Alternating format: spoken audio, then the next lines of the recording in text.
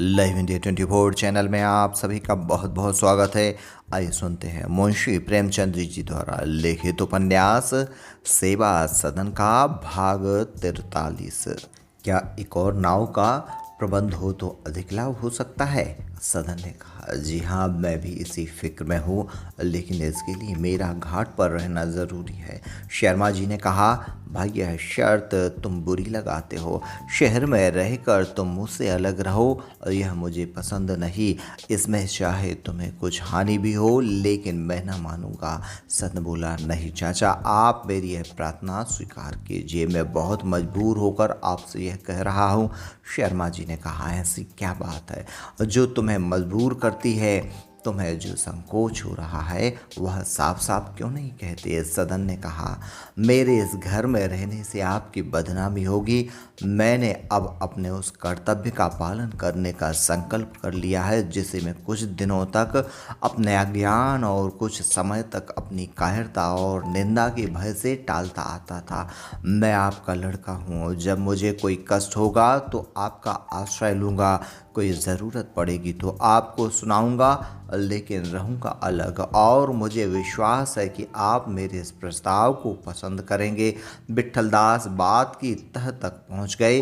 पूछा, कल सुमन और शांता से तुम्हारी मुलाकात नहीं हुई? सदन ने चेहरे पर लज्जा की लालिमा छा गई, जैसे किसी रमणी के मुख पर से घूंघट हट जाए। दबी जबान में बोला, जी हाँ। पद्मसेन बड़े धर्म संकट में पड़े, ना हाँ कह सकते थे ना नहीं कहते बनता था। अब तक वह शांता से संबंध में अपने को निर्दोष समझते थे। उन्होंने इस अन्याय का सारा भार अपने भाई के सिर डाला था और सदन तो उनके विचार से काठ का पुतला था। लेकिन अब इस जाल में फंसकर वह भाग निकलने की चेष्टा करते थे। संसार का भय तो उन्हें नहीं था, भय था कहीं भैया यह न समझ लें कि यह सब मेरे सहारे से हुआ है। मैंने ही सदन को बिगाड़ा है। कहीं यह संदेश उनके मन में उत्पन्न हो गया तो फिर वह कभी मुझे क्षमा न करेंगे। पद्म से कई मिनट तक इसी उलझन में पड़े रहे। अंत में वह बोले, सदन, यह समस्या इतनी कठिन है कि मैं अपने भरोसे पर कुछ नहीं कर सकता।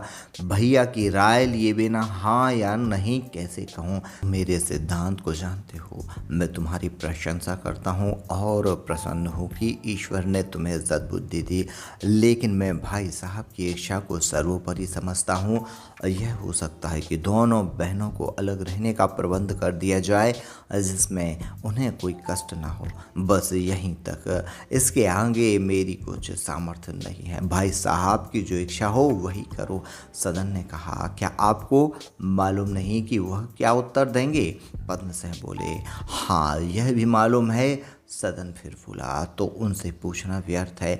माता पिता की आज्ञा से मैं अपनी जान दे सकता हूँ जो उन्हीं की दी हुई है, लेकिन किसी निरपराध की गर्दन पर तलवार नहीं चला सकता। पद्मसेन ने कहा, तुम्हें इसमें क्या आपत्ति है कि दोनों बहनें एक अलग मकान में ठहरा दी जाएं? सदन ने गर्म होकर कहा, ऐसा तो मैं तब करूं जब मुझे छिपाना हो। मैं कोई पाप करने नहीं जा रहा हूं। जो उसे छिपाऊं वह मेरे जीवन का परम कर्तव्य है। उसे गुप्त रखने की आवश्यकता नहीं। अब तक विवाह के जो संस्कार नहीं पूरे हुए हैं, कल गंगा के किनारे पूरे किए जाएंगे। यदि आप वहां आने की कृपा करेंगे तो मैं अपना सौभाग्य समझूंगा, नहीं तो ईश्वर के दरबार में गवाहों के बिना भी प्रतिज्ञा हो सकती है। यह कहकर सदन उठा और घर से चला गया। सुभद्रा ने कहा, वाह, खूब गायब होते हो, सारी रात जी लगा रहा, कहाँ रहे थे? सदन ने रात का वृतांत चाची से कहा। चाची से बातचीत करने में उसे वह झिझक न होती थी जो शर्मा जी से होती थी। सुभद्रा ने उसके साहस की प्रशंसा की, बोली, माँ बाप के डर से कोई अपने ब्याहता को थोड़े ही छोड़ देता है। दुनिया हंसेगी तो हंसा करे, इसके डर से अपने घर के प्राणी की जान ले लें। तुम्हारी अम्मा से डरती हूँ, नहीं तो उसे यहीं रखती। सदन ने कहा, मुझे अम्मा दादा की परवाह नहीं। सुभद्रा बोली, बहुत परवाह तो की। इतने दिनों तक बेचारी को घुला घुला के मार डाला। कोई दूसरा लड़का होता तो पहले दिन ही फटकार देता। तुम ही हो कि इतना सहते हो। शर्मा जी ने कहा, सुभद्रा यही बात है, यदि तुमने पवित्र भाव से कही होती तो यह तुम्हारा कितना आदर करते, किंतु तुम इस समय ईश्वर देश की वश में हो। तुम सदन को उभार कर अपनी जेठानी को नीचे दिखाना चाहती हो। तुम एक माता के पवित्र हृदय पर आघात करके उसका आनंद उठा रही हो। सदन के चले जाने पर विट्ठलदास ने पद्म सिंह से कहा, यह तो आपके मन की बात हुई, आप इतना आगा पीछा क्यों करते हैं। शर्मा जी ने उत्तर नहीं दिया। विट्ठलदास फिर बोले, यह प्रस्ताव आपको स्वयं करना चाहिए था, लेकिन आप अब उसे स्वीकार करने में भी इतना संकोच कर रहे हैं। शर्मा जी ने इसका भी उत्तर नहीं दिया। विट्ठलदास बोले, अगर आप अपनी स्त्री के साथ अलग रहें तो क्या हानि है। आप ना अपने साथ रखोगे ना अलग रहने दोगे, यह कौन सी नीति है। पद्म सिंह ने व्यंग के भाव से कहा, भाई साहब, जब आपने ऊपर पड़ती है तभी आदमी जानता है। जैसे मुझे आप राह दिखा रहे हैं, इसी प्रकार मैं भी दूसरों को राह दिखाता हूँ। आप ही कभी वैश्याओं का उद्धार करने के लिए कैसी लंबी चौड़ी बातें करते थे, लेकिन जब काम करने का समय आया तो कन्नी काट गए। उसी तरह दूसरों को भी समझ लीजिए कि मैं सब कुछ कर सकता हूँ, पर अपने भाई को नाराज नहीं कर सकता। मुझे कोई सिद्धांत इतना प्यारा नहीं जो मैं उनकी इच्छा पर न्यौछावर कर सकता हूँ। विट्ठलदास बोले, मैंने आपसे यह कभी नहीं कहा कि जन्म के वैश्याओं को देवियाँ बना दूंगा। क्या आप समझते हैं कि उन स्त्री में जो अपने घर वालों के अन्याय या दर्जनों के बहकाने से पतित हो जाती हैं और जन्म के वैश्याओं में कोई अंतर नहीं है। मेरे विचार में उनमें उतना ही अंतर है जितना साध्य और असाध्य में। रोग तो होता ही है। जो आग अभी लगी है और अंदर तक नहीं पहुंचने पाई, उसे आप शांत कर सकते हैं, लेकिन ज्वालामुखी पर्वत की शांत करने की चेष्टा पागल करे तो करे, बुद्धिमान कभी नहीं कर सकता। शर्मा जी बोले, कम से कम आपको मेरी सहायता तो करनी चाहिए थी। आप अगर 1 घंटे के लिए मेरे साथ दाल मंडी चले तो आपको मालूम हो जाएगा कि जिसे आप ज्वालामुखी पर्वत समझ रहे हैं वह केवल बुझी हुई आग का ढेर है।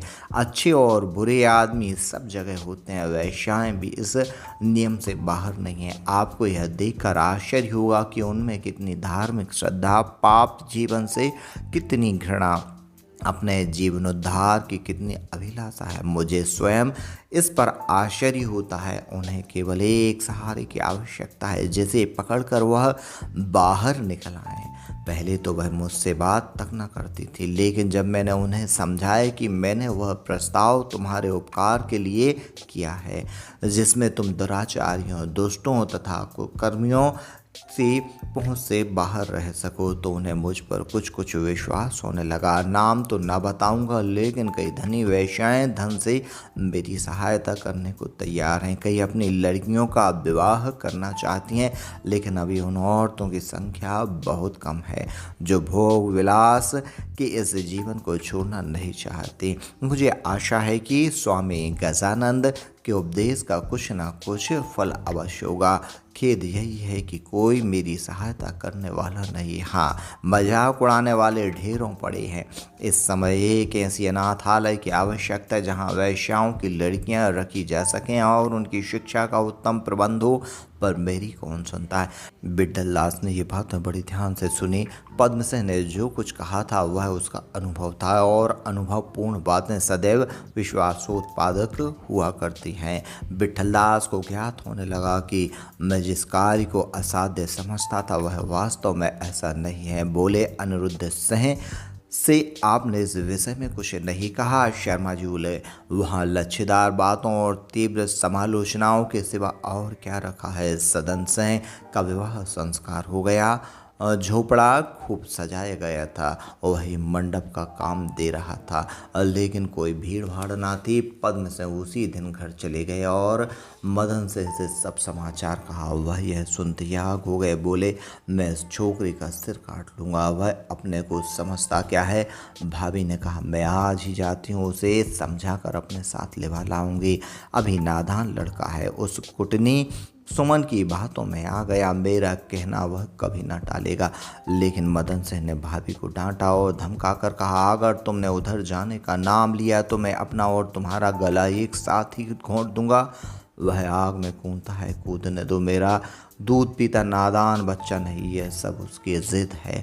बच्चों को भीख मांग कर न छोड़ूं तो कहना।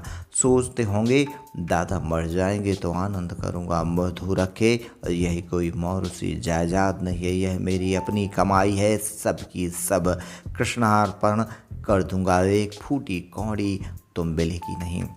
गांव में चारों ओर बदकवावत होने लगा। लाला वैजनाथ को निश्चय हो गया कि संसार में धर्म उठ गया। जब लोग ऐसे ऐसे नीच कर्म करने लगे तो धर्म कहाँ रहा। ना हुई नवाबी, नहीं तो आज बच्चों की धज्जियाँ उड़ जाती हैं। अब देखें कौन मुँह लेकर गांव में आते हैं। पद्म सिंह रात को बहुत देर तक भाई के साथ बैठे रहे। लेकिन ज्यों ही वह सदन का कुछ जिक्र छेड़ते, मदन सिंह उनकी ओर ऐसे अग्नि दृष्टि से देखती कि उन्हें बोलने की हिम्मत ना पड़ती। अंत में जब वह सोने चले तो पद्म सिंह ने हताश होकर कहा, भैया सदन आपसे अलग रहे तब भी आपका लड़का ही कहलाएगा। वह जो कुछ नेक बद करेगा उसकी बदनामी हम सब पर रहेगी। जो लोग इस अवस्था में भली भांति जानते हैं वह चाहे हम लोगों को निर्दोष समझें, लेकिन जनता सदन में और उसमें कोई भेद नहीं करती। तो इससे क्या फ़ायदा कि सांप भी न मरे और लाठी भी टूट जाए। एक ओर से दो बुराइयां हैं, बदनामी भी होगी और लड़का भी हाथ से जाता है। दूसरी ओर एक ही बुराई है, बदनामी होगी लेकिन लड़का अपने हाथ में रहेगा। इसलिए मुझे तो यही उचित जान पड़ता है कि हम लोग सदन को समझाएं और यदि वह किसी तरह ना माने तो मदन सिंह ने बात काट करा तो उस चुड़ैल से उसका विवाह ठान दें। क्यों यही कहना चाहते हो? यह मुझसे ना होगा, एक बार नहीं 1000 बार नहीं। यह कहकर वह चुप हो गए। एक क्षण के बाद पद्म सिंह को लांछित करके बोले, आश्चर्य है कि यह सब कुछ तुम्हारे सामने हुआ और तुम्हें जरा भी खबर ना हुई। उसने नावली झोपड़ा बनाया, दोनों चड़ोलों से साँठ गांठ की और तुम आंखें बंद किए बैठे रहे। मैंने तो उसे तुम्हारे ही भरोसे भेज दिया था। यह क्या जानता था कि तुम कान में तेल डाले बैठे रहते हो। अगर तुमने जरा भी चतुराई से काम लिया होता तो यह नौबत ना आती। तुमने इन बातों की सूचना तक मुझे ना दी, नहीं तो मैं स्वयं जाकर उसे किसी उपाय से बचा लाता। अब जब सारी गोटियां फिट गई, सारा खेल बिगड़ गया, तो चले हो यहाँ से मुझसे सलाह लेने। मैं साफ साफ कहता हूँ कि तुम्हारी आनाकानी से मुझे तुम्हारे ऊपर भी संदेह होता है। तुमने जानबूझकर उसे आग में गिरने दिया। मैं तुम्हारे साथ बहुत बुराइयां की थीं, उनका तुमने बदला लिया। खैर, कल प्रातःकाल एक दान पत्र लिख दो। 3 पाई जो मौरूसी ज़मीन है उसे छोड़कर मैं अपनी सब जायदाद कृष्णार्पण करता हूँ। यहाँ ना लिख सको तो वहाँ से लिख कर भेज देना, मैं दस्तखत कर दूंगा और उसकी रजिस्ट्री हो जाएगी। यह कहकर मदन सिंह सोने चले गए। लेकिन पद्म सिंह के मर्म स्थान पर ऐसा वार कर गए कि वह रात भर तड़पते रहे। जिस अपराध से बचने के लिए उन्होंने अपने सिद्धांतों की भी परवाह न की थी, अपने सहकर्मियों में बदनाम हुए, वह अपराध लग ही गया। इतना ही नहीं, भाई के हृदय में उनकी ओर से मैल पड़ गया। अब उन्हें अपनी भूल दिखाई दे रही थी। निस्संदेह अगर उन्होंने बुद्धिमानी से काम लिया होता तो यह नौबत ना आती। लेकिन इस वेदना में इस विचार से कुछ संतोष होता था कि जो कुछ हुआ सो हुआ, एक अबला का उद्धार तो हो गया। प्रातःकाल जब वे घर से चलने लगे तो भामा रोती हुई और बोली, भैया इनका हट तो देख रहे हो, लड़के की जान ही लेने पर उतारू हैं, लेकिन तुम जरा सोच समझ कर काम करना। भूल चूक तो बड़े बड़ों से हो जाती है। वह बेचारा तो अभी नादान लड़का है, तुम उसकी ओर से मन में मैल न रखना। उसे किसी की टेढ़ी निगाह भी सहन नहीं है। ऐसा ना हो कहीं देश विदेश की राह ले तो मैं कहीं की ना रहूं। उसकी सुध लेते रहना, खाने पीने की तकलीफ ना होने पाए। यह रहता था तो एक भैंस का दूध पी जाता था। उसे दाल में घी अच्छा नहीं लगता, लेकिन मैं उससे छिपाकर लौंदे के लौंदे दाल में डाल देती थी। अब इतना सेवा जतन कौन करेगा, ना जाने बेचारा कैसा होगा। यहाँ घर पर कोई खाने वाला नहीं, वहाँ वह उन्हीं चीज़ों के लिए तरसता होगा। क्यों भैया, क्या आपने हाथ से नाव चलाता है? पद्मसेन ने कहा। नहीं, दो मलाह रख लिए हैं। भामा बोली। तब भी दिन भर दौड़ धूप तो करनी ही पड़ती होगी। मजूर बिना देखभाले थोड़े ही काम करते हैं। मेरा तो यहाँ कुछ बस नहीं है, उसे तुम्हें सौंपता हूँ। उसे अनाथ समझकर खोज खबर लेते रहना। मेरा रोआ रोआ तुम्हें आशीर्वाद देगा। अब की कार्तिक स्नान में मैं उसे ज़रूर देखने आऊँगी। कह देना तुम्हारी अम्मा तुम्हें बहुत याद करती है, बहुत रोती थी। यह सुनकर उसे ढांढस हो गया कि उसका जी बड़ा कच्चा है। मुझे याद करके रोज़ रोता होगा। यह थोड़े से रुपए हैं, लेते जाओ, उसके पास भिजवा देना। पद्मसेन ने कहा। इसकी क्या ज़रूरत है, मैं तो वहाँ हूँ ही। मेरे देखते उसे किसी बात की तकलीफ न होने पाएगी। भामा ने कहा। नहीं भैया, लेते जाओ, क्या हुआ। इस हांडी में थोड़ा सा घी है, यह भी भिजवा देना। बाजारू घी घर के घी को कहाँ पाता है, ना वह सुगंध ना वह स्वाद। उसे अमावट की चटनी बहुत अच्छी लगती, मैं थोड़ी सी अमावट भी रखे देती हूँ। मीठे मीठे आम चुनकर रस निकालना, समझकर कह देना। बेटा कोई चिंता मत करो, जब तक तुम्हारी माँ जीती है तुमको कोई कष्ट ना होने पाएगा।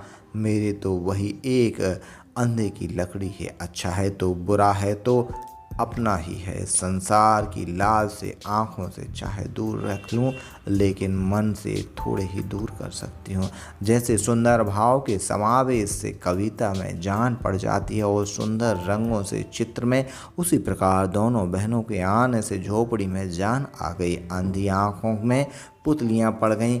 मुरझाई हुई काली शांता अब खिलकर अनुपम शोभा दिख रही थी। सूखी हुई नदी उमड़ पड़ी थी, जैसे जेठ बैसाख के तपन की मारी हुई गाय सावन में निखर जाती है और खेतों में खिलौले करने लगती है। उसी प्रकार विरह की सताई हुई रमणी अब निखर गई, प्रेम में मग्न है। नित्य प्रत्यह काल इस झोपड़ में दो तार निकलते और जाकर गंगा में डूब जाते। उनमें से एक बहुत दिव्य द्रुतगामी है, दूसरा मध्य और मंद। एक नदी में थिरकता है, दूसरा अपने व्रत से बाहर नहीं निकलता। प्रभात की सुनहरी किरणों में इन तारों का प्रकाश मंद नहीं होता, वे और भी जगमगा उठते हैं।